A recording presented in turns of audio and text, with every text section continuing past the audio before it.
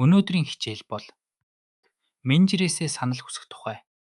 Энэ нь таны ажил мэргэжлийн өсөлтөд маш чухал байдаг. Яагаад санал авах хэрэгтэй вэ? It helps me grow professionally.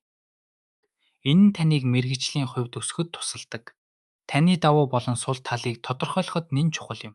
Яриаг эхлүүлэх албан ёсны арга. Do you have some time to discuss my performance? Энэ хэллэгийг ашиглан менежертэйгээ албан ёсоор уулзалт товлоорой. Яриаг эхлүүлэх албан бус арга. Could you get some quick feedback on my recent project? Хэрэв та цаг баримтлахгүйгээр хурдан санал авахар бол энэ хэллэгийг хэрэглээрэй. Тодорхой зүйлийн талаар санал хүсэх. What could I have done better on the presentation? Тодорхой нэг ажил, ур чадварын талаар санал хүсэхдээ энэ хэллэгийг ашиглаарай. Саналыг хүлээн авах ойлгох. Thank you for the feedback. I appreciate your honesty. Саналыг хүлээн авч ойлгож байгаагаа илэрхийлэх нь чухал юм. Дараагийн алхам бол сайжруулалт хийх. I will work on improving my communication skills.